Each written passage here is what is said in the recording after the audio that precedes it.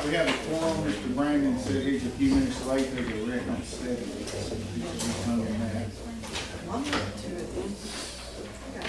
Is the agenda that was taken on the outside, is it updated? It's the same agenda, I just had to add something to the notes on that. Okay. We'll call the meeting to order at 6:03.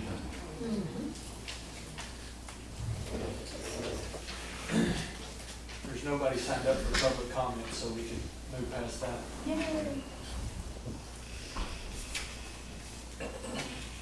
The air broke in here? Really? Already? All right, first thing on our agenda is approval of the minutes of the regular meeting on 7/8. I make a motion to accept. Second. Ms. Sherry made a motion to accept the previous regular scheduled meeting on 7/8. Ms. Megan seconded that motion. All in favor? Aye. Opposed? Motion carries 6-0. On the next item, we do have to approve the April 14th meeting again because somehow we forgot signing it when it was over, so we just need to approve them again. It's the same minutes, we just gotta sign it, approve that meeting. And you gotta sign on this time. Okay, I'll make a motion that we accept the meeting. Second. All right, I made a motion to accept the minutes from the previous regular scheduled meeting on April 14th. Whitney seconded that motion. All in favor? Aye. Opposed? Motion carries 6-0. Moving into previous expenditures. So the expenditures there, you see, at the top of that where it's the 1,000 count, last year you always saw a positive in that. And I did that last year just because I didn't want to see negatives up there, but at the end of the year, it ended up causing Ms. Consuela a little more heartache than what it probably needs to be. And what's the word I'm looking for? When you transfer it over, what's? When I did the, journal entries. Yeah, so the journal entries, you have to do a lot more journal entries to make that equal out. So going forward, those are gonna be negatives up there, that way there's not that much more work at the end. So those numbers really they don't mean anything, they just show you what we moved into our teacher salaries, other pay salaries. Other than that, all the numbers you see there, we haven't got the budget finalized yet, for the upcoming year, which we don't have to have that until the end of September, so. We were gonna start on that today, but it's been a really busy day today, so we didn't get to that, but these numbers will start filling in where you see these things. Once we get the budget, all that, and put it into e-score, e-finance and everything, so. If there's any questions, though, I'll be glad to answer anything. The only big negative you see there is that negative 59 debt service, and that's just us paying our interest for our debt service for the year, so we pay that in July every year. All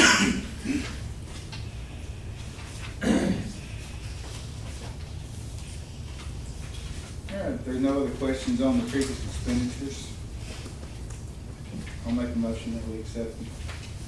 I will second the motion. All right, I made a motion to accept the previous expenditures as presented. Sherry seconded that motion. All in favor? Aye. Opposed? Motion carries 6-0. Hey, Mr. Fowler, can you go ahead and turn that on? While he's turning that on, I guess I'll start with the district report. First and foremost, school has started back, and I feel like, and I know everybody over here can probably attest to this, I feel like we've had 2 days and it's been about a month.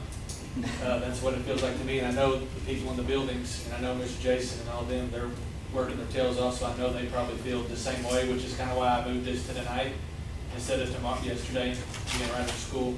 Another thing I want to talk about before I do is show you a couple of slides that I showed the teachers at the beginning of the year. We got a new SRO full-time. Obviously we know our police chief or our police force is struggling to get workers just like everybody else. So they had enough and then they lost somebody, so they were still going to be back to the point where we were going to have somebody part-time. And we didn't want to do that, so I called Sheriff Staley and he got us a full-time deputy to be here all year. So he'll be at games and here with us all year long.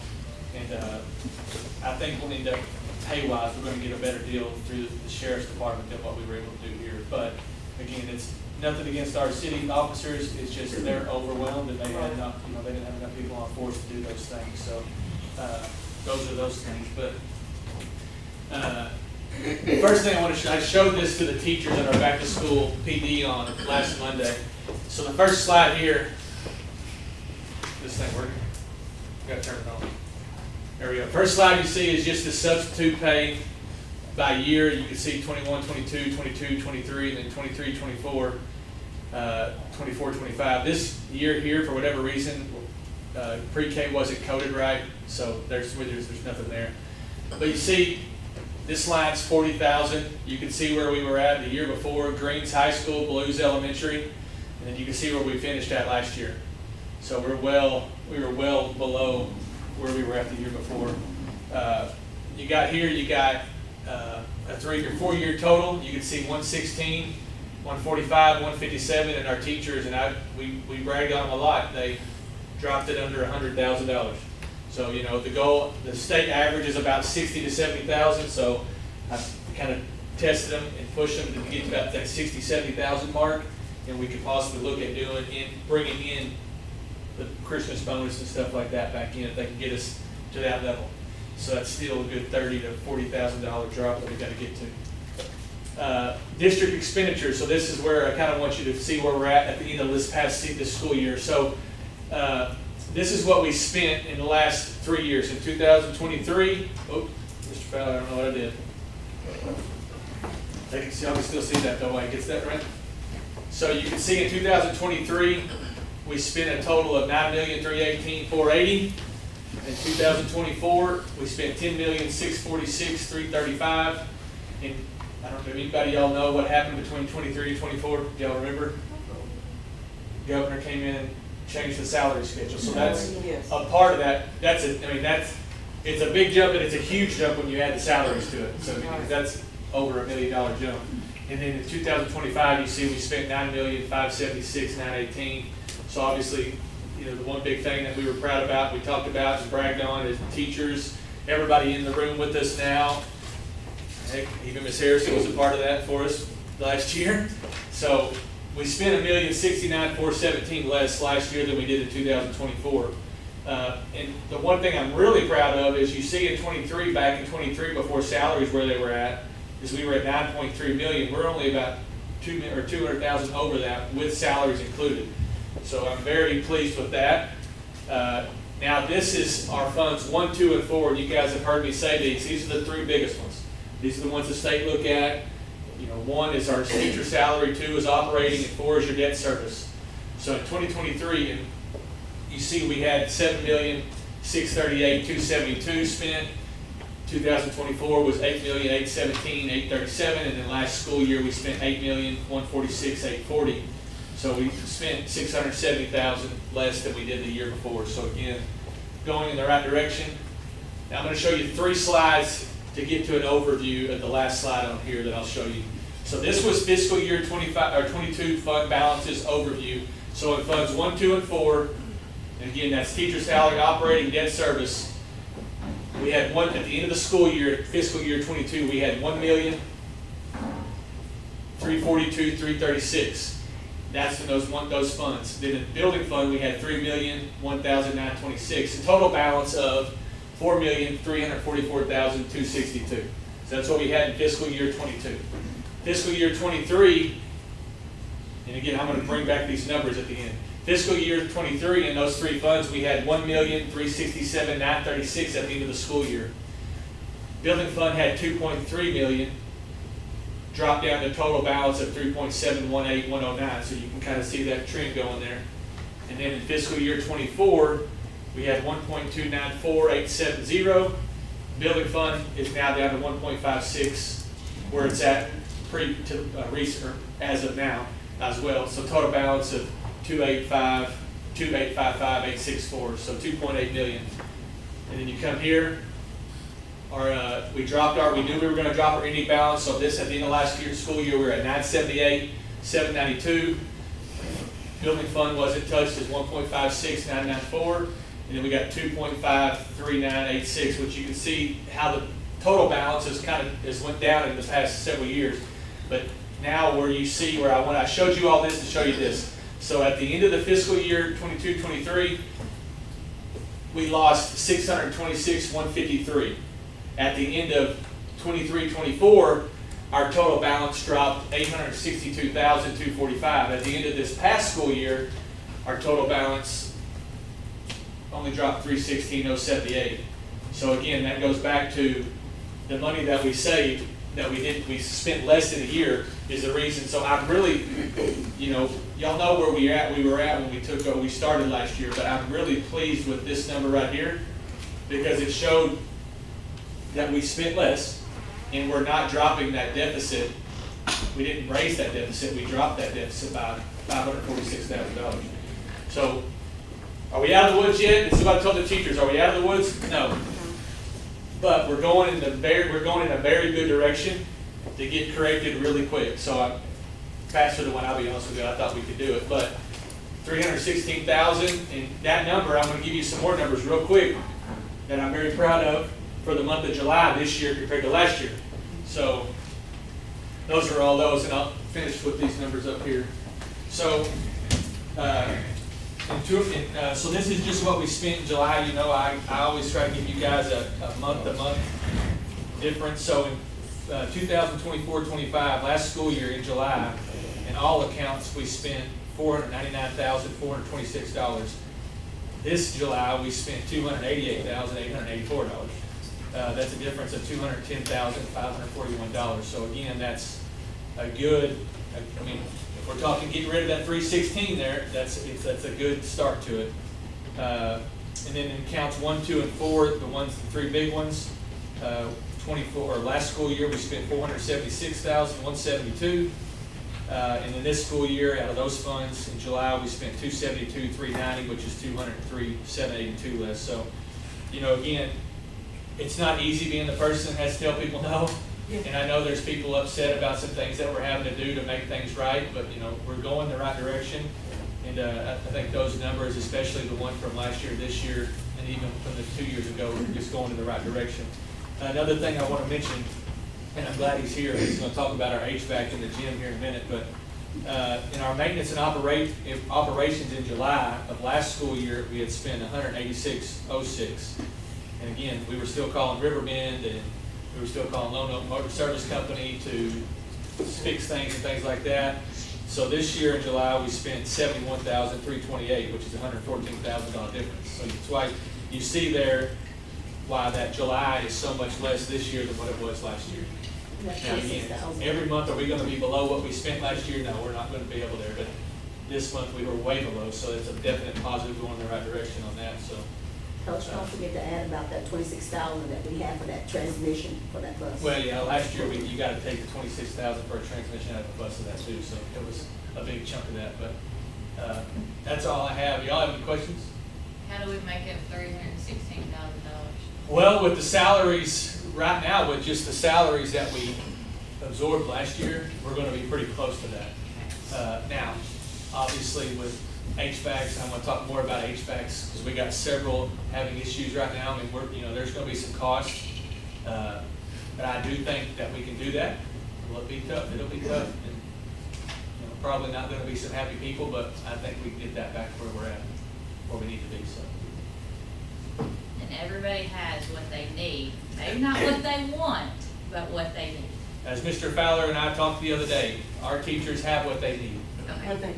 Now, sometimes they feel like their want is a need, but it's a need, or want, sorry. And in here, we've also been able to make some of those need or wants possible too. So it's not like we're turning everything down, but. Would the state say we're still overstaffed at this point? I haven't seen the new numbers from last school year. Once they come out and I can see what they were, I'll be able to tell you better than that. But they'll put the formula out and all that, and they'll tell us exactly where we're at. And there'll be an increase per student? We did get more funding this year. I think we're about 200-something thousand. Yeah, we got. So 8162 is what this year per student is worth. Yes. So that's definitely, it was a boost to our revenue that we didn't have last year. And again, those numbers that you're looking at right there is our revenue was down last year. So if you'd have more revenue, that doesn't even look that bad. I think it was down like $194,000. Where are we at on free and reduced lunch? haven't got the numbers yet, we just started yesterday, but I gotta get with Carrie, so she'll tell me the numbers, I haven't talked to her today, I literally Is didn't that talk to anybody. Is that statewide? Is that everybody gets that now? Breakfast, everybody is getting Okay. free breakfast. And they have to take a tray? So how it's working, and so I know y'all are hearing this, and I'm Megan don't like me, so how it is working, we are funded per kid that eats. Yes. That's how we are funded. We're not making anybody eat, but we are having them go through the line. Well, and I talked to Carrie too, you know, you get so much money per meal from the State Department for kids that eat. And I think it's like 40 cents for kids that are paid, and then up to $2.46 for free and reduced that you get reimbursed back. So you want as many kids to eat as you can, which is, you know, back a few years ago, do you remember when we had that consulting company come in and everybody threw a big huge fit because the lunches were terrible, and remember that? Yeah. Okay, so we didn't have near as many kids eating, so we weren't getting the funds and revenue from that. And so that's kind of why we stopped doing that. So, you know, Ms. Carey has taken over the lunches and the menus and things like that again, which has been great, because, you know, kids are always gonna complain about lunch, but it's better than it was when we had the consultants, for sure. Just by your numbers there, though, shout out to you, Ms. Coleman, and all the faculty at both buildings. Yep, they're doing I mean, good. that's, What's the deadline on the Jason, too. free and reduced lunch? I think it's October. October 1st. And the game kind of changed, right? Or- They have, yes, so you can make more money now than what you've ever been able to before. It's Do we- just still again. Do we know who's done it and who hasn't? Carrie's the Miss- only person that. Miss Carrie's the only one that looks at that. And that's just for privacy stuff. Now, can you fill out online? Yep, everything's online, and we've also sent all the forms home, we gave them away at open houses, so. Good. Is that the first time we handed them out like that, or is it always something We've else always- handled like that? I didn't know, it used to be in the handbook, or when the packet, and then It is, it's still in the packet. Now, and also too, you know, you guys got handbooks, so y'all can have them in case anybody makes phone calls to you, so you see, but, you know, we do no longer are giving out handbooks, we pushing them to the website, so. well, I appreciate it, because I like it. I like to have my hands. Well, we do have handbooks available, and Yeah. we get a certain amount printed every year, you just have to ask for I them. We think just do most that people because it's do. expensive, like, I ordered 75 handbooks, and it was like $1,000, so they're expensive to get Yeah. printed. They are for wow. Yeah, The so- digital version is handy because you can go in and hit Control F and type in what you need and go right to it instead of searching for it. I know you'll probably cover this in building or principal reports, but I know Brandon and myself and maybe some others got to go through both buildings last week. The murals were incredible, the buildings were clean, the classrooms were bright. It really, as both a parent and a, provider, I thought it was Yeah. good. And I apologize for not being at open house. No problem.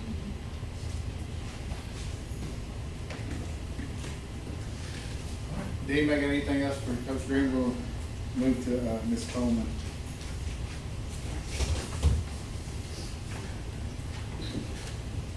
And I would just like to also give a shout out to Ms. Carrie Sager, because our reimbursements for, our child nutrition has been running around 35,000 monthly.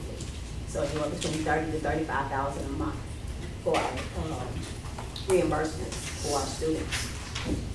So that makes a huge difference compared to prior years, probably barely making 20,000. So we appreciate all the hard work.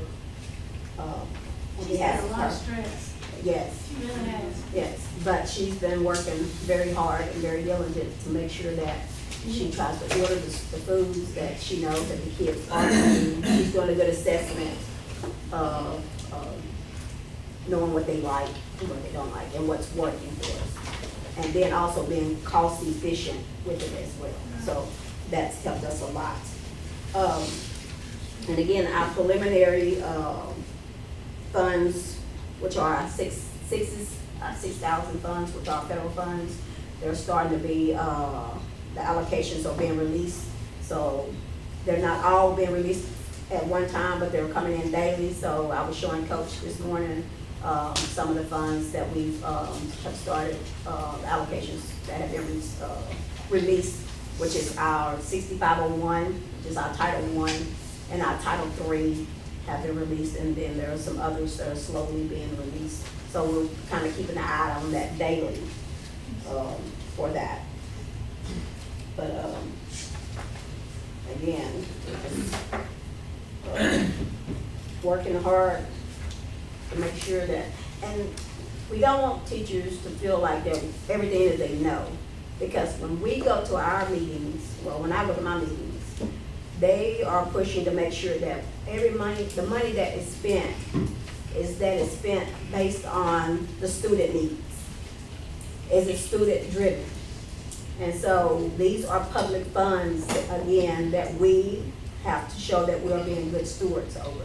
So it's not, like he said, it's not like we're turning down everything, but, you know, we're having to kind of be careful of what we say yes to and what we say no to. Because is it student driven? So every decision that he and I make, we're making it together and saying, okay, so how's this benefiting the student overall? So those decisions aren't made easy. So like I told him, I'm sorry, but not sorry. Yeah. You know, if that makes And y'all sense. have been transparent about that. You know. Yes, you Right. have. I mean, told So, everybody That's the job. it's a hard. again, I don't want to sit before a legislative audit. I don't recommend it. No. So, Sit in front of a legislative a audit, legislative I audit, don't recommend we've it. gone through some that, we've witnessed some, you know, and I'm not a fan of wanting to be in that seat. Or have our district called out like that, That's right. you know. And yeah, sorry, not sorry. Yeah. But that's all I have, and I'm gonna give the floor. Thank you, Ms. Coleman. Thank you. And Dr. Bratton will provide us with the elementary update. Okay, and I spoke about this on our last board meeting. So for K through 2, we're using UFlies, our phonics program. K through 6 is Wit and Wisdom, and then K through 6 is Eureka Math Squared. So a new program that was approved is Lexia, and so just a little familiarization with Lexia. So it works with pre-K 5. Our core 5 portion of Lexia, there's 2 different portions of it, and then we have a Power Up program, which is for 6th grade. And so the core 5 program is working to provide us with advanced literacy skills and for students learning to read to actually learn how to read. And so this data is going to help us to lead the classroom instruction. And then they'll also be able to, our parents will also be able to reinforce this at home because they'll be able to use this program at home as well. And then for 6th grade, this is going to help with our struggling readers, and it's going to support the students in there who are grade levels behind and get them where they need to be. And it's going to, so this program, as they use it in Tier 2 instruction, supplementally, outside Tier 1, it will adjust to the level the student needs to be at and just get even harder as they advance even more. And it's proven to help over, get them multiple grade levels ahead.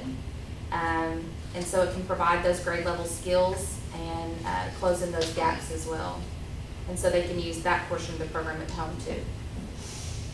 Zern is the math program. And so that will be coinciding with Eureka Math Squared. It works hand in hand with that for the Tier 2 instruction. And so what that will do is help fill in those gaps, also provide them with some extra support to scaffold where that student needs to be. And then this is also received a strong Tier 1 rating from ESSA. And then next week on Tuesday, we're planning on starting our developmental spelling assessment screener to see where our students are there for encoding, which is with spelling. And that'll be second grade through sixth grade. And then after that, we will go into Dibbles. Here pretty soon as well, we'll start the Atlas K through 2 screeners. And what that data will tell us in October, not immediately, but in October, whether they're at risk or not at risk. And then that will help us develop those IRPs, which are individualized reading plans, to help them in going further into administering the test lists to provide what they need in those areas. And then we also have 95% group. This is for 3 through 6, and this is our morphology piece. So lots of great programs. I look really forward to seeing the data that we can get from Lexia and Zern. I think it's really gonna help our students. Thank you, Dr. Brady. Anybody got any questions for? Oh, so how's it going? Well, she told They will- me, I got it, so I was talking to her yesterday, and she goes, I didn't have lunch today. And I said, when you were a teacher, what do you think the administrators did all day? Just sit and Well, I also told him, I said, oh, let me see, you're over here at 2 o'clock checking on me? That's what I told him. Well, you gonna check in? No, he said he was open. I called and I was like, where is he at, or whatever. They said, he's in high school. He came over and did the bus maps. And I did the bus maps over there too. They have been redone in about 5 years. But day 1 went great, day 2, we made it. And we're gonna keep making it. No, I'm so excited, and I'm very blessed to be a part of this school district, and I can't thank Automet for putting me here. So I hope to help them in the best way possible and be successful. And I also want to give a huge shout out to Hillary James again for the murals in our building. If you haven't been by to see them, you're missing out, because they are absolutely beautiful. And she signed them as well. And we also have several people who helped donate to give the elementary staff new staff shirts. So I want to thank them too as well for that. The shirts are really neat. Yeah. Everybody Yes. have them. So I just missed thanking it. the whole community for how they helped out with our building. I missed the kids part of it, came over there at the end, 'cause I went to high school, but everybody seemed upbeat and seemed good. Will you spell the Lexia and the Zer? Will you spell those? Lexia, Lexia, and Zern, Zearn. And Zern will be for math fluency. It coincides with Eureka Square. And then Lexia has a Core 5, Pre-K 5, and Power Up, which is for 6th grade, actually through 12. That's great. The Facebook stuff y'all been doing, I think it's really good. I Me think too. we Our have- TikTok video. if we don't tell our story, somebody will tell it for us, so. Absolutely. Right, Thank you. go Bison. Ms. Office will give us the high school update. Yeah, so it has been busy at the high school. Not that it hasn't been busy at the elementary, but we've had so much, we had golf and tennis both gone today, so, shout out to them for second day of school, having to leave early. But our attendance totals over day 1 and day 2, so day 1, we had 273, and day 2, I had 270. We typically do a butts and seats count. That butts and seats is actual physical kids in the classroom. At 10 o'clock, and so it always fluctuates, especially the first few weeks of school, just because you have so many kids that have transferred and are pulling. I think I looked at my email, and we've had over the district 13 kids be pulled since August 7th. So there's a lot of movement as far as numbers and stuff go. So Ms. King, she'll start giving her level 1 screeners at the end of this week, and the level 2 screeners to those who need it for high school dyslexia interventions. I will be meeting with all of our grade levels tomorrow, 7, 8, 9, 10, 11, and 12, just to talk about back to school stuff, about new policies and procedures and stuff like that, just so that they, have a good understanding, and they can't say I never told them. Or they can't say it's not in the handbook, or whatever it is they want to say. Fall school pictures for the high school will be on August 20th, and then of course we have the Bison Booster Dash on the 22nd, so I hope you all can be there. On August 27th, we have it's called Save a Life, and it will be at CHS, and it is a program that engages students with immersive experiences focused on the dangers of impaired and distracted driving while reinforcing life-saving driving habits. And so basically what they'll do is they'll come in and it's like a simulator, a virtual simulator about, you know, what it's like to drive impaired or drive distracted. And so our 9th and 12th graders will be able to go through, and there's an assembly. We were chosen, I don't know how we were chosen, from the Arkansas Children's Hospital to get this, and so I thought it was really important that, do what? Yeah, August 27th, yeah. But they'll be here, they're only going to like 4 high schools in Arkansas, period, so we got to be one of those, of course, that's exciting, right? Yeah. So it turns out we are able to have seat time waivers. We weren't, and BJ can attest to this, there was a lot of questions around seat time waivers and about allowing seniors to be able to go off campus, because I know the Commissioner of Education of Arkansas does not like for that to happen, but it's not illegal, and so we have made sure to give our seniors their seat time waiver information and stuff today. And so they should be calling out to their parents and getting those signed for any kind of seat time waivers. And that's about it. Any questions? I thought the high school looked amazing. Oh, good, yeah. Puzzle things on the wall. Oh, the puzzle's amazing and beautiful. Oh, yes. Yeah, that is a 60,000 piece puzzle, and it is the world's largest puzzle. And Aiden, who many of you know, he is a master puzzle putter together, or a puzzler, I guess. But you can just sit and watch him, and he just takes a piece and he'll put it exactly where it needs to go, doesn't even have to look at it. It's just the most amazing thing to watch. But that was his reward every day. If he got done with his work, he got to go work on that puzzle in Miss Busick's room. And he was able to put together a 60,000 piece puzzle in about probably 6 months, I would say. I like how it's displayed. Yes, I do too. Miss Busick worked really, really, really hard on that, getting it up and getting it together and doing all that. Mr. Jason, I think, is supposed to get us a big piece of plexiglass to go. She says that like it's so easy. Everything's easy for him, yeah. One thing before we get done with that, I do want to mention on seat time waivers. So those will be going away once the state determines that they're going to What they're gonna do. quit funding kids full amounts for kids that not, like, they're gonna go to periods. That's how they're gonna base their funding. So once the state puts that out, we'll do away with it. And there is, I mean, there are work-based learning programs that we could do, and we would have to implement that program into our district. It's called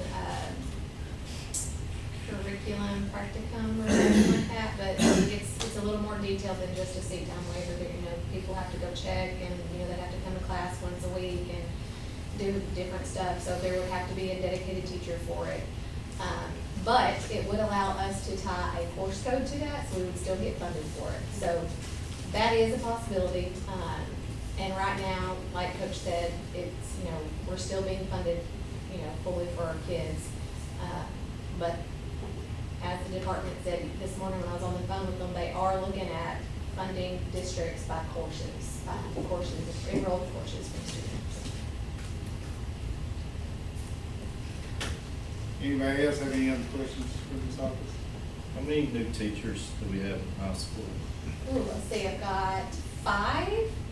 Coach Wilkins, he's a junior high history and PE, and Mr. Hines is high school history, and Holt, if you want to count her as new, she's moved from the elementary, but she's not technically new. And then we've got Miss Harner, and we've got Miss Isbell, and that's it.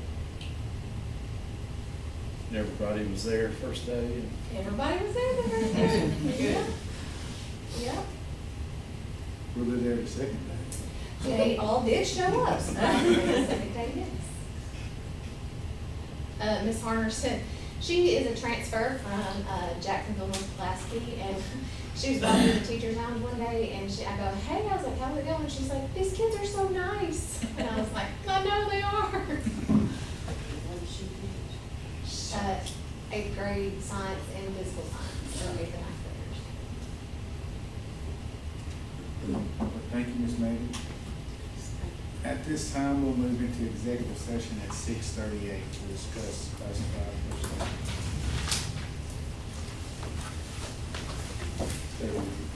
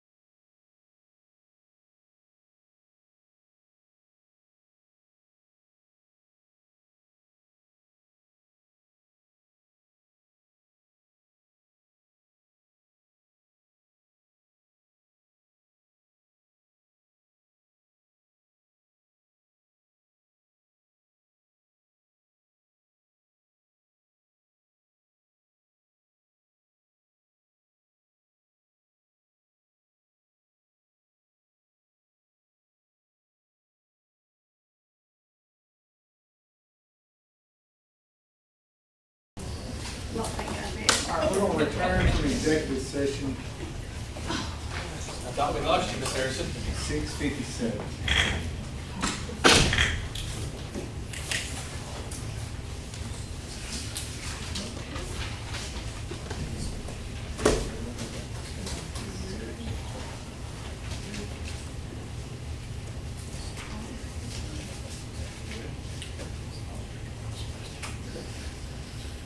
All right, we're gonna move into personnel and classified hires.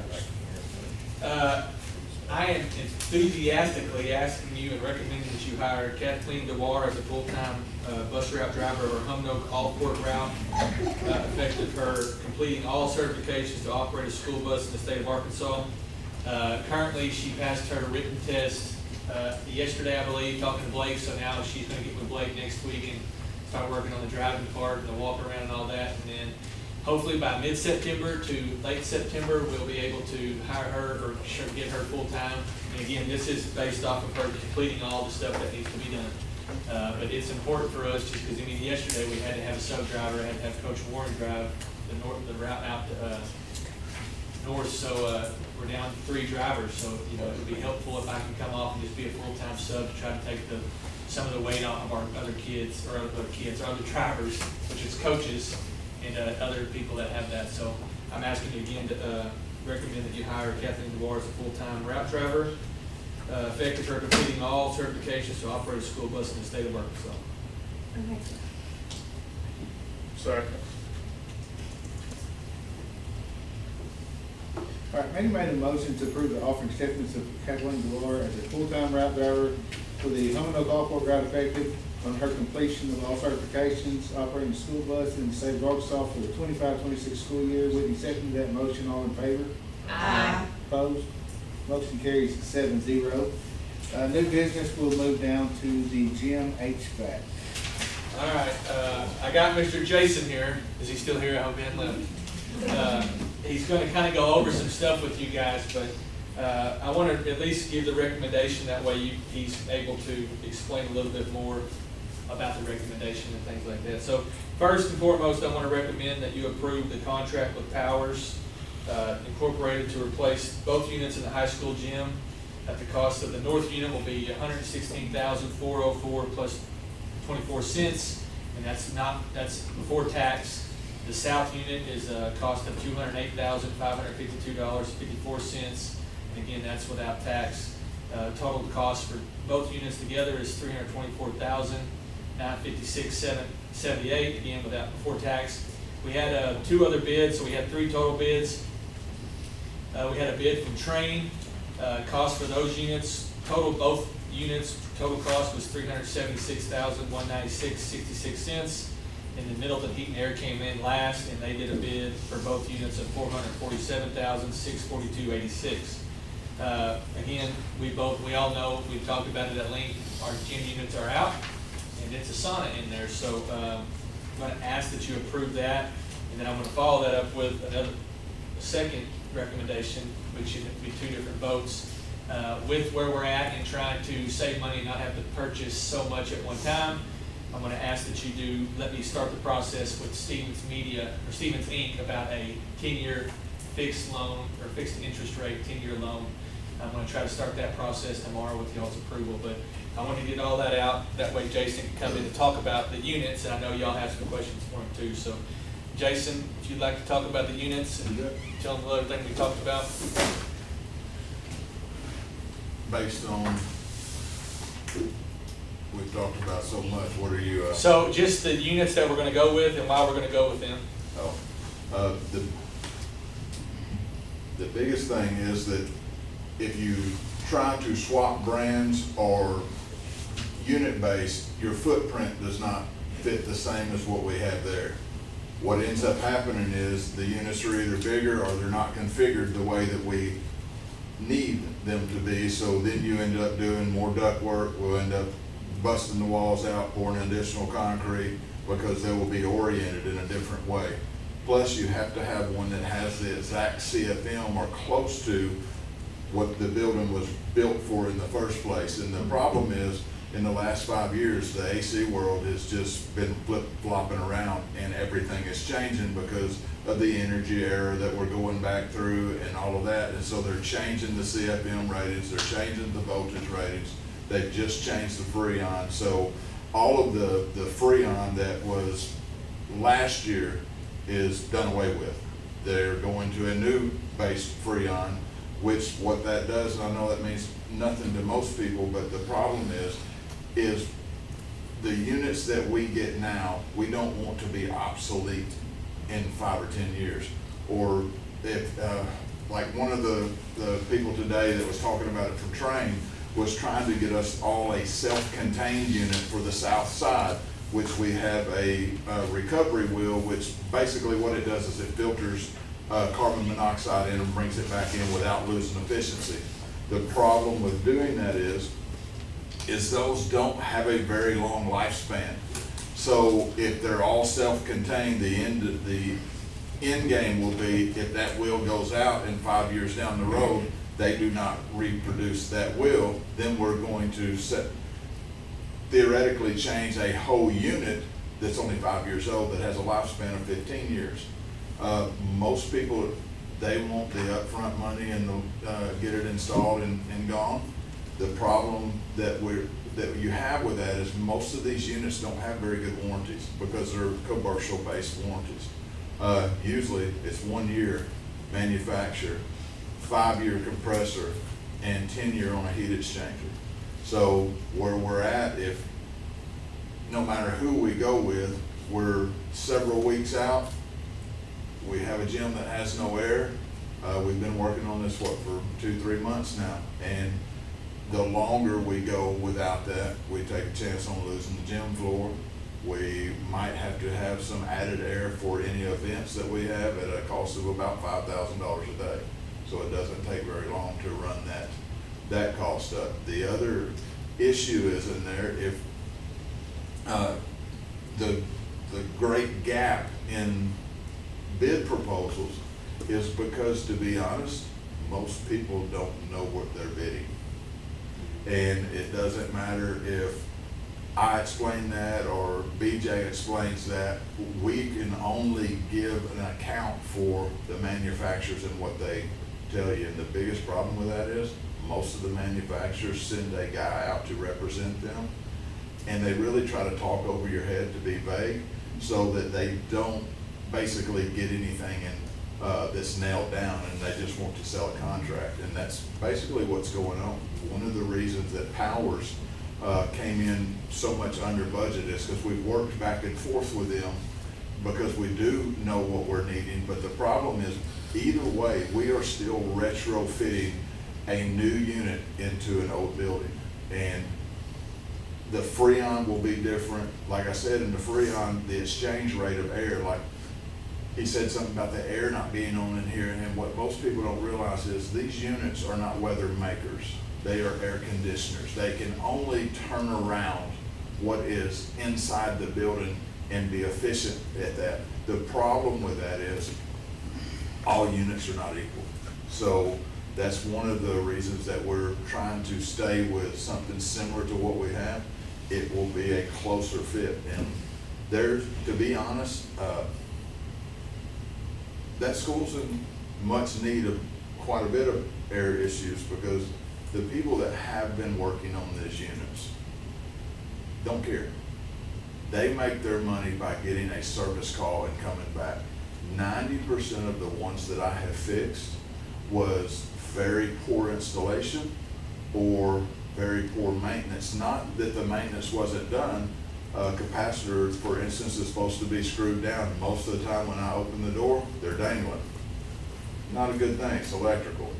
So that's kind of where we're at with that. And what else? Was there any questions about anything based over there?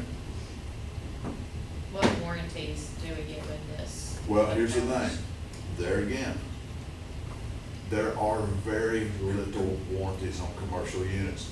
If you take for instance, if we take the air unit that's in here, it's not a commercial air unit, and I installed it on your house, I can give you a 10-year warranty if you register it. It comes with 5 across the board. Since I was a rep or a dealer for that, I could give you an additional 5 years. problem when you take that exact same unit and put it in a commercial application is a 1-year warranty. Actually, it has 90 days. A lot of times they will do a 5-year compressor warranty, but when you tell them it's commercial, basically it voids it, because here's the thing. In a residence, you have 1 or 2 people that operate it. In a commercial building, there's any number, and plus, at your house, most people are more protective because they're having to pay for it. When you're in a business, it's not my money, so we know how that is. I mean, it's the truth. The issue that we have, and we addressed some of this the other day, is about closing doors and stuff like that to make things run more efficient. But the problem is, the reason that those units are like they are is because they have a 15-year lifespan. That's everything doing good, proper maintenance and all of that. They have been patched up from the word go. Plus, when one unit goes down, it's like running a car that's an 8-cylinder on 4 cylinders and expecting it to last the same as it running at peak performance. They're out, and it's just not gonna do it. And we have that issue with several air conditioners. I know the elementary is one thing, and we're just trying to kind of keep it going until we have a better plan. But the high school is gonna be there for a while, and if we don't invest in upkeep to the place that we have to replace some things, all we're doing is taking the remaining units and we're running them at max capacity, and they're gonna fail.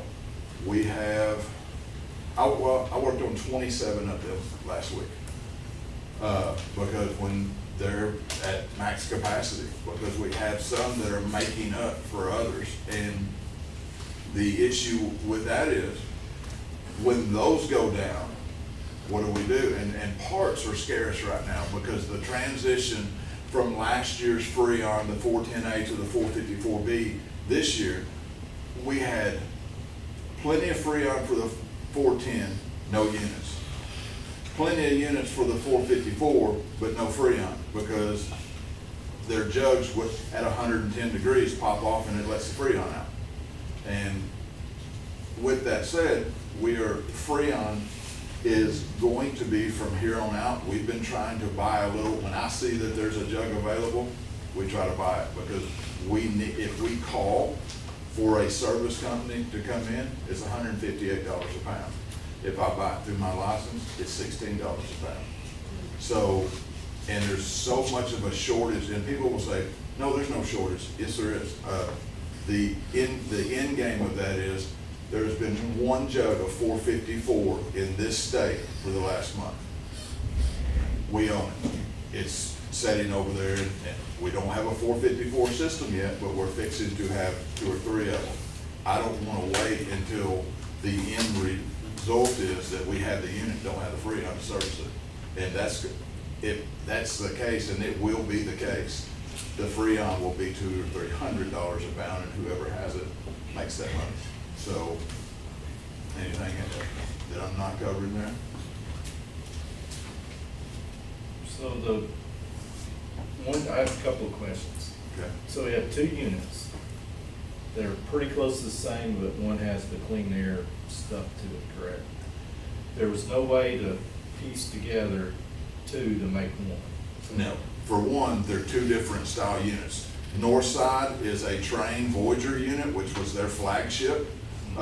That's a 50-ton. It will do theoretically 26,960 square feet. The south unit will not do that much, because it is a makeup air unit. It's not designed to cool that facility. It's designed to make up air when the door opens 200 times or 500 times. And it's also designed to take the carbon monoxide out of it, because like in this room here, yes, we do have air and there's a return in here, but here's the thing, we got 15 or 20 people in here that are producing carbon monoxide. That's why you have to have fresh air input into a public building. They're starting to implement that into houses, which the houses issue is kind of stupid, because there's not enough for that to recover. The unit, which what you're saying, when I came, I was under the impression that the south unit Nobody knew anything about it. Green, the only thing that Green knew, because that's what he was told by the air conditioner company, says, hey, your blower wheel's out. They don't make that anymore. It's gonna cost, I think they said $20,000 to retrofit a new one. I built the shaft for $400, put it back together only to get the unit up and running, to realize that it had two compressors out. The heat side of the unit is run. That run right there is scrap metal. The only thing on that side of the building that is remotely usable is the fresh air wheel that basically scrubs the air as it comes back in, takes the carbon monoxide. But it, there again, has a 15 to 20 year life expectancy. And if we replace that, or replace the main unit and don't replace that, we take a gamble. Now, you can buy that unit standalone. It's about $32,000, not installed, no crane, or no support system for it. If we do another unit, I would like to change that unit out at the same time, because you're not putting old oil in a new motor, so to speak. You're not basically throwing good money after bad. And the end result there, I have patched those units up, and I told them this time, when they go down, they're gonna melt down, because the support system, the wiring, and all of that has been butchered in those units to make them run. So the longevity of the issue, it's gone. I mean, that unit's 15 years old. It's had two compressors put in it at a cost of about $9,000 for the compressor, not the labor. I figured, I didn't see any numbers on it, but I bet you they charged $15,000 to put each one of those compressors in. And they're the two that's burned up. The funny thing is about it, the original third compressor is the only one that worked in that unit. And that speaks volumes of the work that was done previous, because that shouldn't be the case. If you put a compressor in 5 years ago, it should have been at least running, and the 15-year-old compressor should be the one that's having problems. But those compressors are 5 years and 6 months old. I run the numbers on them, so they're 6 months out of warranty. You said you had two questions? Yeah, so we've been getting by with just one air conditioner, which I know you said that puts all the load on one. But do what we have is kind of overkill, or No. have we sized down possibly? No. Here's the thing. The Voyager unit north side is the adequate air for 26,960 square feet. The south unit is what's considered a makeup. That's, if you didn't open the doors and you didn't have people in there, the north unit is what would supply enough air for that facility. But by the time you open the door on a 100-degree day or a 30-degree day 500 times, it has to regain that air. It's basically you leaving the door open on your house. If you have one unit, it's never gonna cool. You may find some cool spots in there, but it's never gonna shut off. The other issue with that, state law says that we have to exchange the air so many times per hour, and that's the fresh air input. The south unit is fresh air input. The north unit has very little of that, but has no scrubbing capabilities for carbon monoxide or anything. So basically,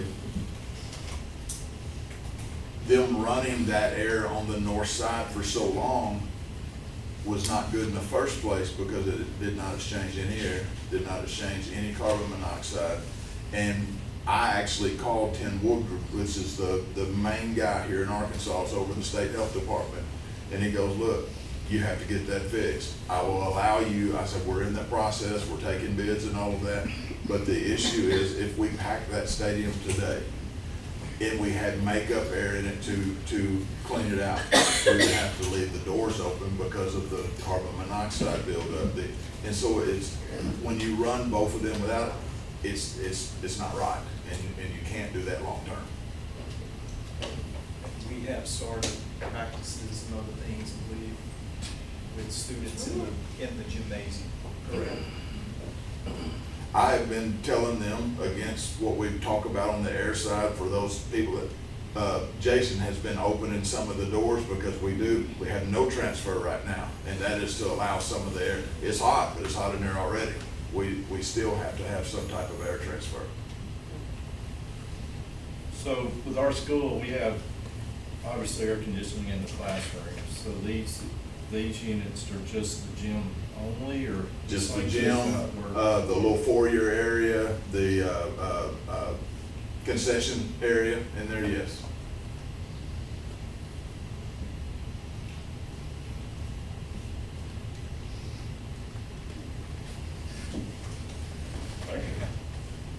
Anybody have anything else? Thank you so much. Thank you very much. Very much. And again, you know, I thank Jason for being here, and I tell you, he's helped us a lot, and I trust his opinion on this, and this is kind of where I'm going. So, like I said, first thing I'm gonna do is I'm gonna, ask that you, or I'm gonna recommend that you approve the, contract with Powers Incorporated to replace both units at the high school gym at the cost of, total cost of $324,956.78, and that's before taxes. That'll be the first one I ask. Motion. Second.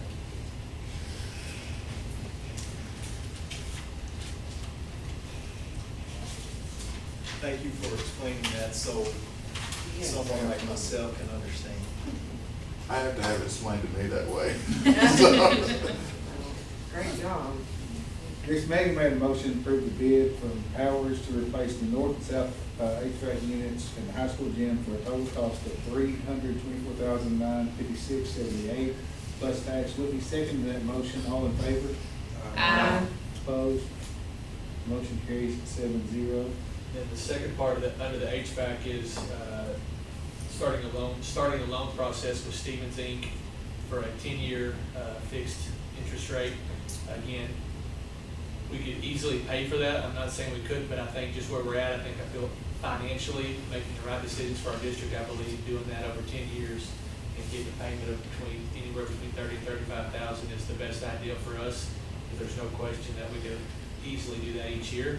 And if we make it to the point where we're moving money around and things like that, hopefully we can pay that off.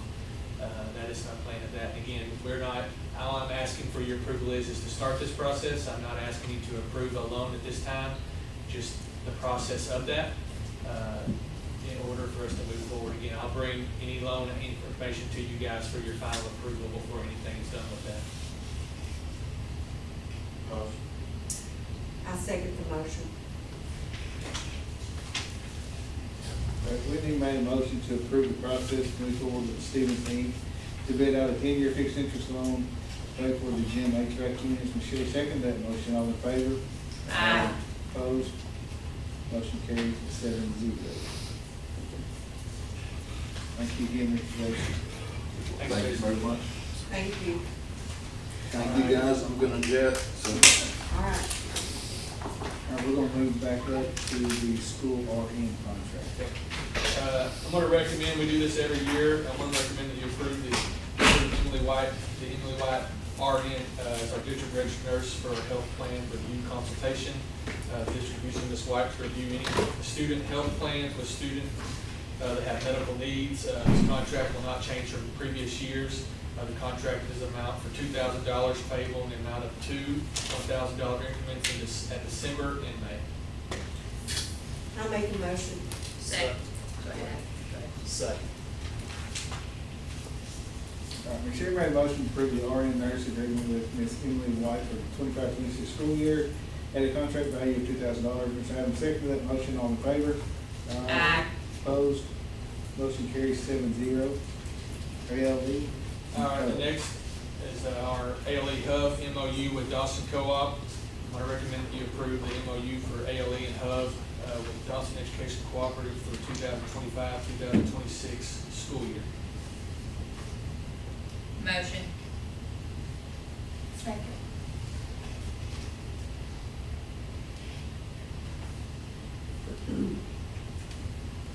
All right, Ms. Baker made a motion to approve the MOU for the ALE Hub with Dawson Education Co-op at a cost of $233,000 for the 25-26 school year. Ms. Manny seconded that motion. All in favor?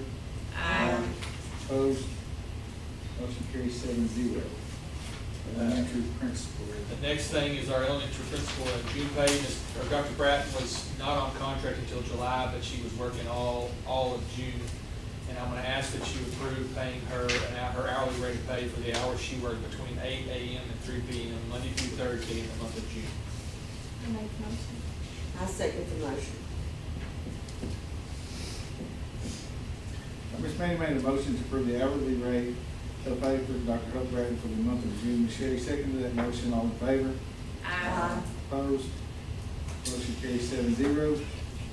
District Attorney's verification. All right, this next policy is, if you look around schools across the state, they're creating district-wide policies for bus transportation discipline. And with our lack of being able to find drivers, luckily we've got one now, but I would like to create this policy in order to help protect our drivers. And you know, when you're on the bus, and I can speak from experience, when you're on the bus, it's you, and for me, like today, my bus is the largest bus in our fleet. Today, I drove down to Humnoke and back, and every bus, or every seat on my bus had 2 kids in it, except for 2 seats, and they had 1. So I could have fit 2 more kids on that bus legally. So when it's just you and that many kids on a bus, it's very hard to contain some things that happen on that bus. And then, you know, you're having to stop the bus. So I want to make a district-wide policy that will create discipline, or, you know, things that will follow. So the policy simply states the first discipline infraction in a semester is 3 days off of the bus. It's a bus suspension of 3 days. The second discipline infraction in a semester is 5 days bus suspension. The third discipline infraction in this semester is off the remainder of the semester. This policy has actually been in place at the high school since I started as principal. We implemented it then, but it's not been at the elementary, so I want to do a district-wide one. And again, this policy is just for bus riders. So if a kid gets a bus suspension of 3 days off of his bus route, and that kid goes on a field trip on one of those days, we're not preventing him from going to the field trip. And the reason for that is we have multiple teachers on there, or if it's a trip for coach or athletic and stuff. I do love that ringtone. But we'll have coaches on there, so we're not necessarily worried about something happening when there's that many people on there. So that, again, that's the policy I'd like for you guys to approve, and I recommend that you approve that policy. Do we Effective have, immediately. do we have like anything that a student or parent acknowledges if they do have a bus rider, like a code of conduct, or like what that expectation would be? Okay. Just Yeah, want to make and sure I'll before we say say we don't have infractions that. We don't have a whole lot of issues. Yeah, And I think with parents in this situation, if this is enforced, you know, when they have to drive their kid to school, I think that stuff will change too. So, How will parents be notified? Just dean of like- students or principals will notify them of that. And on that, so, and how I did it, and I would like, we'll continue this, is if they get in trouble on a bus in a morning route, Yes, Ms. we Ward. will let them go home on the bus that afternoon.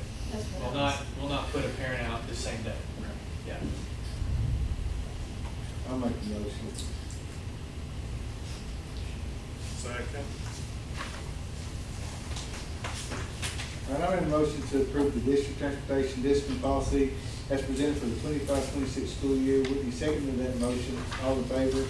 Aye. Opposed? Motion carries 7-0. Certified policy. All right, so the next one is certified policy, which is 3.5, certified employee benefits. And this is the one we tabled for last month, about how we want to handle the pay of pre-K and our employees. Looked at it a lot, and what I want to recommend that due to that we're already started school and all that, I'm going to ask that we just accept it or adopt the policy as it states and how it's been, and then next year, when we have more time, we can revisit that. Because I do think that we need to look at changing some of that, just for the mere fact, so we're not losing that much money. But this late in the year, I'm gonna recommend that we just keep it as it is. I make a motion. Second.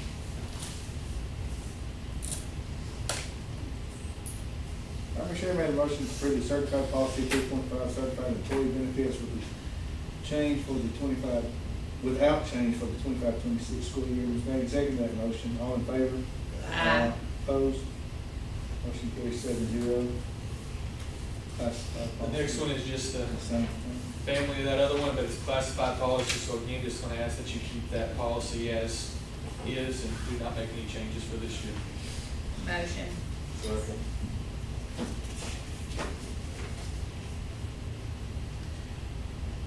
Baker made a motion for the classified policy 3.5, classified employee benefits without change for the 25-26 school year. Whitney seconded that motion. All in favor? Aye. Opposed? Motion carries 7-0. Technology director. All right, we have two different salary schedules that we have to make some changes to. The first one and the first recommendation will be the technology director salary schedule. I want to recommend that you approve the 2025-26 technology director salary schedule. With Mr. Fowler moving from a teacher, he's actually moving over to the classified side of it, so we had to make an actual salary schedule for him. So, and that was in your packets. But I'm going to ask that you approve that 2025-26 technology director salary schedule. Make the motion. I second the motion. Ms. Manning made a motion to approve the 25-26 technology director salary schedule. Ms. Sherry seconded that motion. All in favor? Aye. Opposed? Motion Aye. carries 7-0. The next one is district treasurer salary schedule. With her being with how she is, we're gonna have to start paying overtime within the state. The state's demanding that or requiring that of people. But luckily for her, she's willing to let us create a salary schedule, which raised her pay up. Do you know what it was? I can't remember. Last year was 51, 54. What did it raise it up to? 61.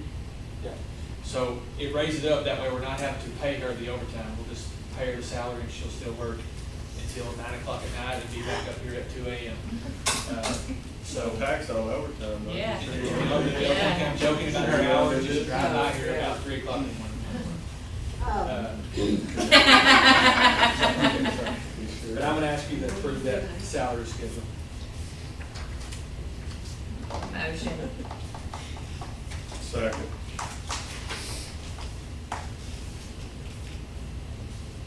All right, Ms. Manning made a motion to approve the 25-26 district treasurer salary schedule. Whitney seconded that motion. All in favor? Aye.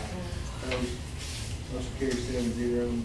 Board transfer. All right, I'm gonna recommend you approve the board-to-board transfer of a kindergarten student living in Carlisle that a parent wants to attend Stuttgart School District. She works there, and it's just talking to her, it's feasible for her not to be able to take her to Stuttgart when she's going to work. So, motion. Second.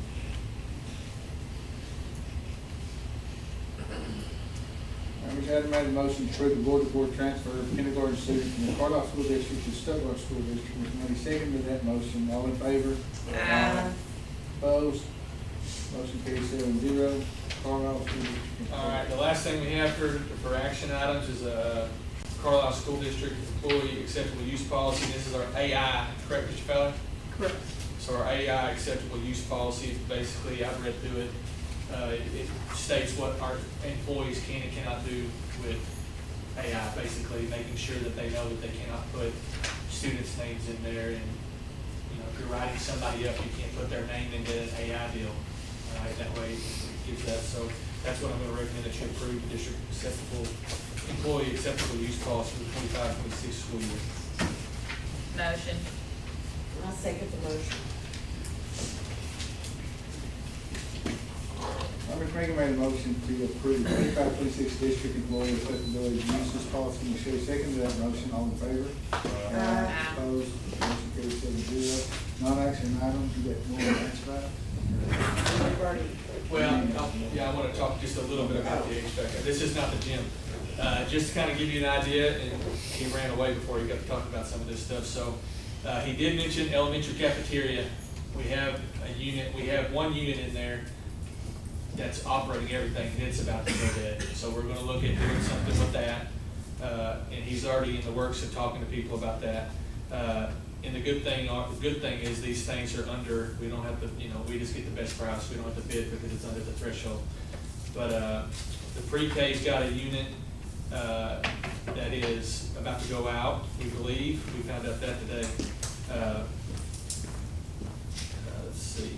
The high school is, the elementary's in, we have a lot of rooms in need of new thermostats. I know Mr. Fowler and Mr. Jason have kind of been tag teaming our thermostats because of how some of them work with internet stuff, so they're having to tag team those. Are those thermostats, are they individually, like anybody can mess with them, we don't have like a system where it sets a temperature and you can't go So below it or above we have it. that, is every room that way, Mr. Fallon, now? All but two that could not connect to the HVAC, So every room now is set at 69, and that's as low as they can go. and it's as low as it I can mean, go. I don't wanna burn anybody up, but I also don't, or freeze But- anybody but out. here's the deal with those, like, they are horrible, because I can go down and push it to 68, 69, like, for example, like, when we were doing PD the other day, I walked in there, and it was 78 degrees in the library, and I was about to have 30 people in there, Oh, you could talking, beat that. and do all, and I was about to die, and so I called Which Mr. I Fowler, I was did like, say to please that come same- and unlock the air conditioner. And so he came over, and it finally he was able to do that and get it turned down that day, and that next day had PD in there again, and I had set it down to 69, so it'd be cool when I got in there in the morning, and it was all the way back up to 82, so like, it's like, I mean, we Yeah, had they one have at our them house around where I there. bought it 12 years ago, and I called and told them bring me an old one. That's as soon as I setting could. the same. So they- And so, and then this one he just dropped on me today, and I did not know this. And I mean, like, and I kinda hesitate to talk about this, cause I don't want Megan to hear this. Apparently, I was under the assumption that the high school halls did not have heat and air. I never knew that they did. Well, apparently they do. they do. I always thought they didn't. Exactly. He just told me, he said, we have 2 units sitting up at the top of the gym We that, talked about this the other day. did we? And And I said, open house, Yeah. yeah. Okay, well, apparently we have units up there that aren't working. So he just brought that to me today, asked me what I wanted to do, so we're gonna, I don't know. Well, it's definitely warmer in the hall. Oh, It's so definitely hot. warmer in the hall in the summer, and it's cooler in there in the winter. But that's something that he literally just, about 10 minutes before the meeting today, told me that.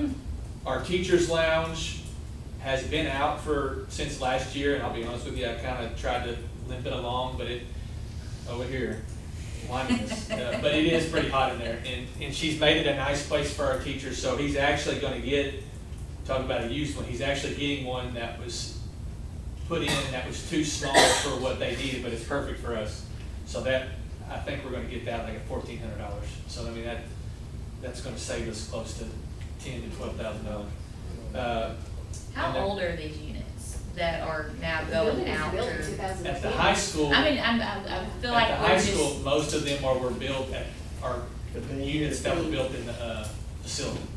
Yeah. So we haven't replaced. I mean, any. we're just hitting that like Yeah. home maintenance piece. Do Yeah. schools have home warranty on them? Do we get like home warranty? Not that I know of. I can't believe that. Uh, Units lose their warranty in 1 year, right? Yeah, and then the weight room at the at the gym, it's been out, and when he first got hired, he got it finagled, and he called, I was the first unit I had him work on. And he called me over there, and he said, I want you to look at this. And I don't know what I'm looking at, but I mean, there was literally wires ran everywhere, just connecting into different things. He said, can you tell me what's wrong with this? I said, Jason, I don't have a clue. He said, I can tell you. He said, all this doesn't need to be here. He said, it just needs to be 2 or 3 wires, and they've got it running from different places to different places. So that unit is out. So we're gonna start looking at that price, but I think he can get us with his license, he's able to get us a lot better price again for that, so. What size units are we looking at on those? Oh, Lord, let's see. Well, Five tons, yeah. I mean, I just had to put a 5-ton in, it's Now that- $4,800. That, weight room is a lot smaller, or a lot bigger. It's, let's see, so the school halls, they're 2 15-ton units. Can we get those, The teacher's lounge is a 2.5 ton. maybe through Lennox, do they have any for that size? I mean, we could definitely look at that building, I Yeah. never thought about that. BJ, can you repeat what you just said there? 4,800? Yes, last one. What was it? Just what Jeremy answered. Thank you. Okay. But the weight room, I don't know exactly the tonnage on that, he didn't tell me, but I know I would say if the air conditioners in the, school halls are 15 tons, you don't have what the, Sure, the weight room's nice, cause I mean, yeah, it should be 15 tons. It's just so that in the weight room, it's so, the building, or the ceiling is so tall, like it's, Open. I mean, I don't know if that makes a difference, I'm sure that does. So he's got a So 5-ton we on can here, leave he said he could get it at cost for 3,300. Mhm. So I don't know, what did you say you paid for a 5-ton? 48 for a So he said he can get it at cost for 33. So, He saved us over $100,000 Oh, yeah. just I mean, from just from Wait, November to It's, where we are. he's been limping it along, but Yes. now it's just to the point where, like, he really, it's turned off, so. But those are a lot less, those are a lot cheaper things that we can get fixed. We're gonna try to get through this So, year. yeah, but like I said, I just wanted y'all to hear some of the stuff, which he said, I think he mentioned 27 units Yeah. that he's worked on last week, so, I mean, they've been hitting the units really hard, but teachers are back, so they're hearing more. Is HVAC kind of, I mean, is that our biggest sort of maintenance issue right Yes. now, is It is. HVAC? Yes. What about the roof on the gym? He's gonna look at that, and that was planned for the summer, but with all the other units, you know, we haven't got to look at that, he hasn't hit that yet, so. And we, like, is there harm in calling the insurance company and having an adjuster? There's no harm in it, I'm scared to do it, and I will admit that, just because now we got our new stuff out, and I mean, And our it's $25,000. $25,000 just Per. deductible. Yes. And now, they did that to the state just so they could get it to where people could afford to Afford it. buy it. Yes. The next thing is a Connect Care for homeschool, so I had Miss Beverly send me our numbers, so this is our, let's see, this is our, we have 42, as of today, we have 42 kids that have gone homeschool. Now, that's not just this year, but that's our total number. We have 16 at the high school and 25 at the elementary. So with that, in our last conference we were at, I was talking to a couple of superintendents and just asking them kind of what they do with homeschool, because everybody's getting hit with that, especially with the LEARNS Act, and people getting the money to do all that. And they were kind of giving me some ideas, and so what I'm looking at doing, and I've been in contact with them, so we already have a Connect Care through our Alien Hub. We have that opportunity. So I'm looking at, I'm gonna send a message out, or a letter out to all of our kids in homeschool about this. It's called Connect Care, and, you know, we would pay it, but they would still be our students, so we're still gonna get the funding for that student. But it would give the parents an option that are in homeschool to come back to us, and they would still get at-home education. We're providing all that online, we're providing it, they're gonna have certified teachers, it's not our teachers, but they'll have certified teachers through the co-op that we use. And so they do that by 9 weeks, so they do it for 9 weeks, that way your hopes is you get them back into the building. So they do it by 9 weeks, and it's $350 per 9 weeks per student. And if you had a student that was in there for an entire year, you'd pay $1,400, which you're still making that money there. So it helps us to get those back in there, and it also can help some parents that maybe went homeschool, but they're maybe not doing the best job of the homeschool or not paying attention to it. It gives them, us to fall back on to make sure their kids doing those things, because again, they're having all the certified teachers and they're having everything up to date and all that, so. Has anybody questioned why the kids are doing it? Has anybody asked the parents why? A lot of our, for us at the high school, a lot of our kids get in attendance trouble and go homeschool because, you know, there's no attendance law requirement for homeschool, of course. I wonder if the Burke, the thinking that we didn't have the Burke program, I wonder if that hurt. Was there any, No, I don't know. What? I don't The know. waivers, the sick time waivers. Sick time waivers. What was your question? I wonder if that had any effect on some of the kids going, virtual because. None of the ones that have dropped and gone virtual have been seniors. Okay. Our sick time waivers are just for seniors. So we've had one senior, Yeah, that, but that wouldn't have been the reason, he didn't do that because of that. Coach, Ms. Beverly did say that they had to Friday, so that number may increase. So They they have to have till get Friday, Will you repeat those numbers again? 42 total.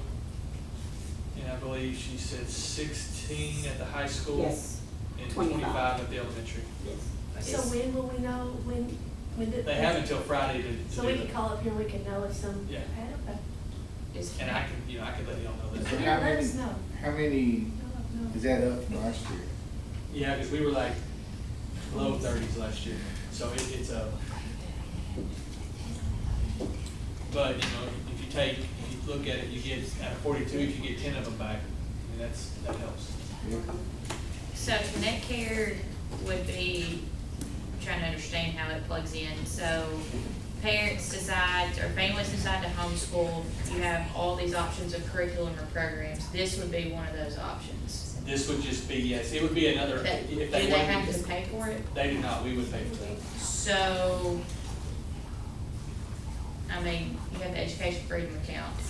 Anybody that applied was funded. They have the curriculum that they're choosing to do, so what's not, I'm playing a little bit of devil's advocate with this a little bit. So, for the people that maybe thought, you know, what, well, I didn't get an application in for the Education Freedom Account, so I don't have a voucher. But here you go, it's free. I can take my kids home and homeschool, so we run the risk of it going the No, opposite of what you want it to. No, you know, 100%, and that's what scared me about it the whole time. It's what scared me since COVID about the virtual option. Yeah. But I think we're living in a day and time at this point that we have to realize that that's part of our, Right. what we're doing, and I think this is a way that, I mean, we still benefit from this piece Yes. versus Oh, the yeah. Education Freedom Account and Oh, any yeah. other curriculum or choice they but no, go through there's, with that. it scares me to death. Because the But I'm money falls also to seeing kids. that we Yeah. have 42 kids that went homeschool. Yes, And I think I wouldn't be doing my job as the leader of this district by not trying to get some of those kids back. So Yeah. I that's- just don't know but if no, you're I- actually I- gonna see A any lot of of those our- 42 I back. don't either, but I think it's worth a chance. A lot of our kids that go homeschool, go to Arkansas Virtual Academy, which is another accredited public school. Because Right. at the high school, they can still acquire the credits and it still transfers from district to district within the state.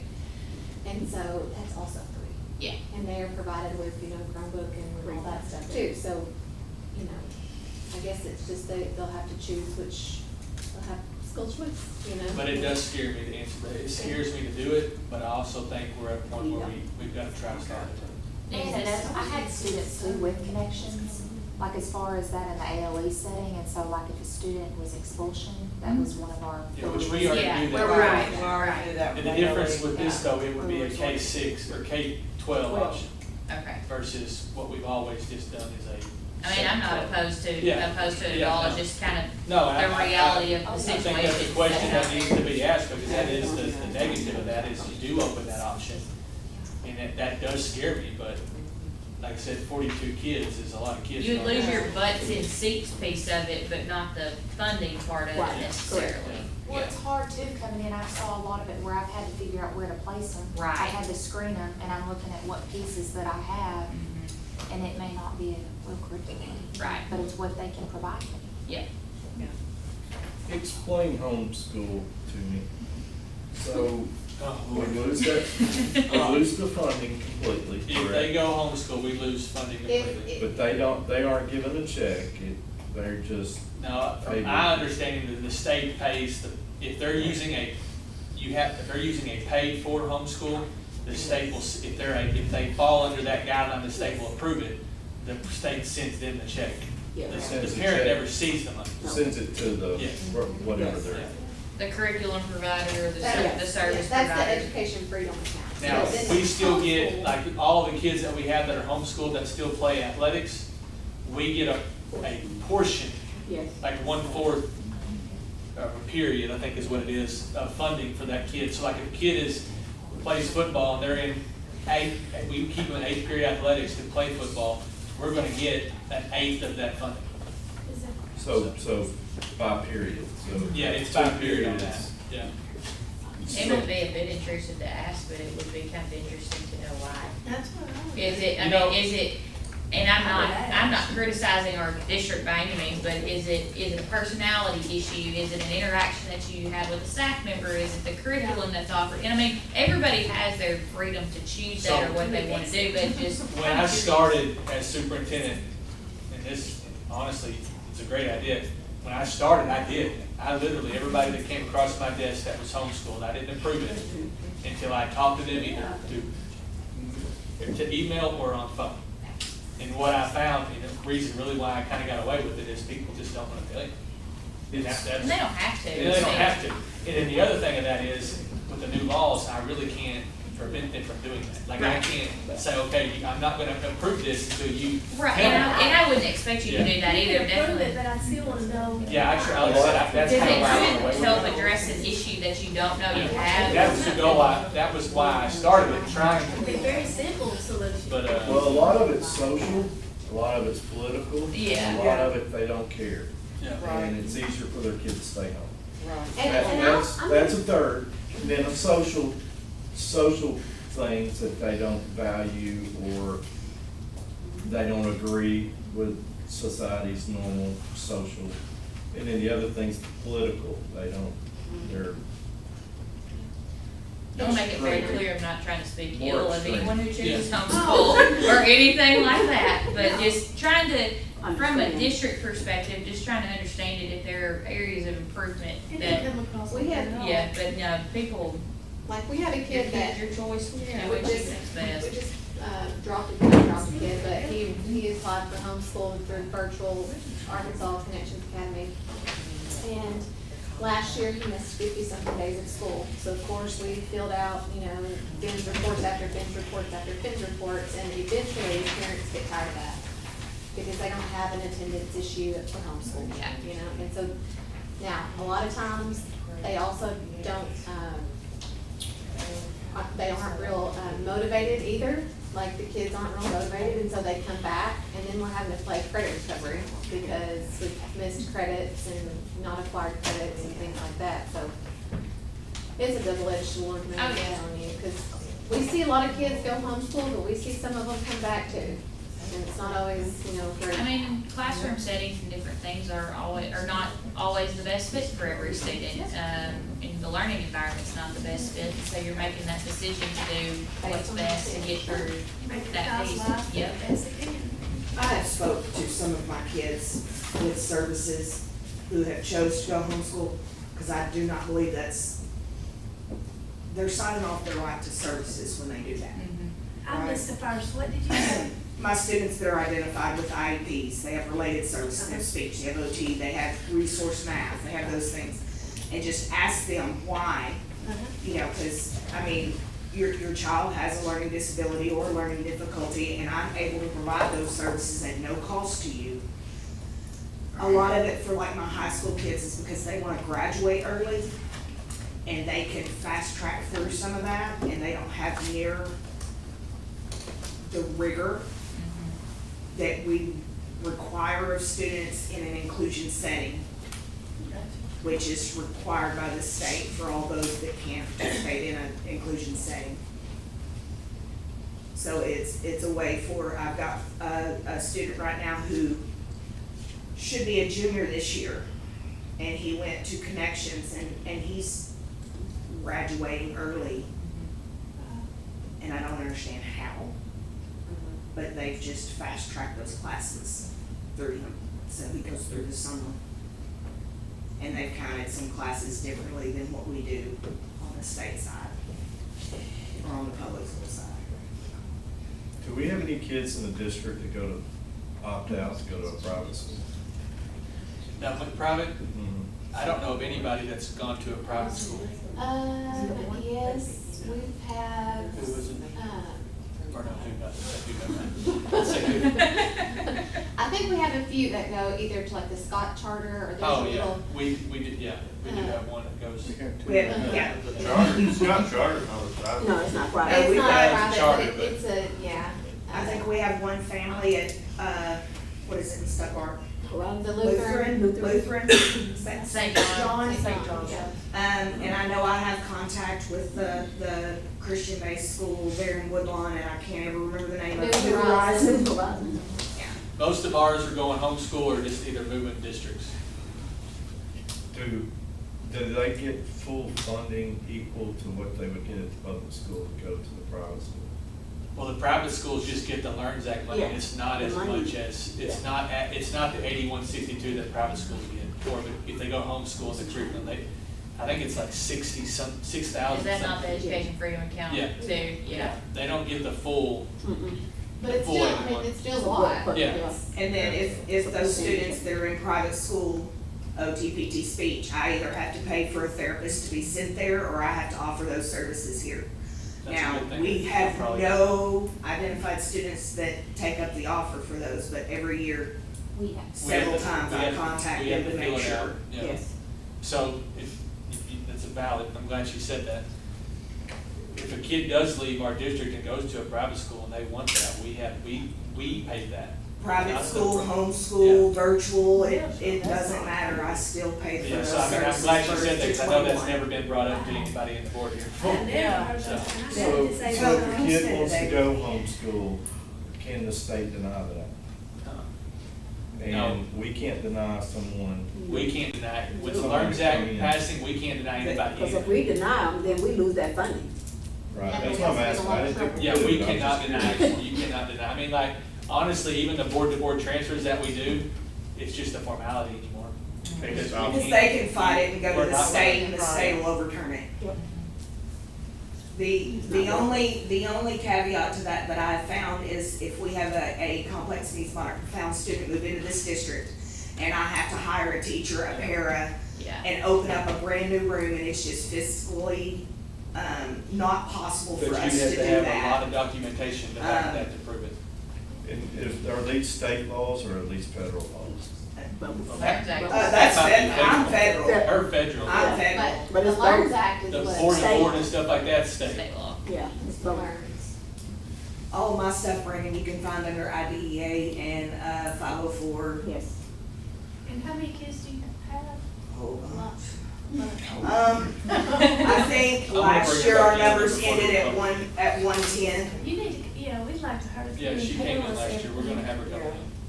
I'd like to I know. don't know how y'all do what you do. In the amount of time. You are more than welcome to come join me anytime. Just wear your tennis shoes and your scrubs and your t-shirts and I mean, you will see me most days. I'm in blue jeans and t-shirts and tennis shoes because I'm in the floor, I'm running, you're everywhere. Hats off to Yeah. you.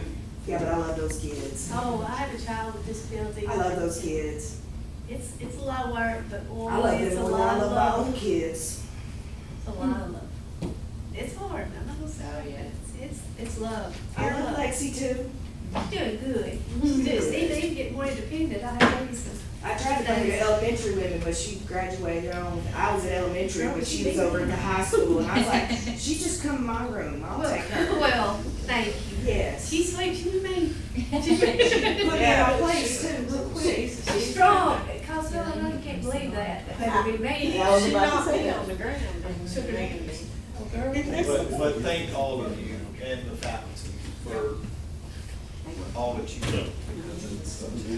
Because we never get to know everything, it's just what is presented, and it's overwhelming.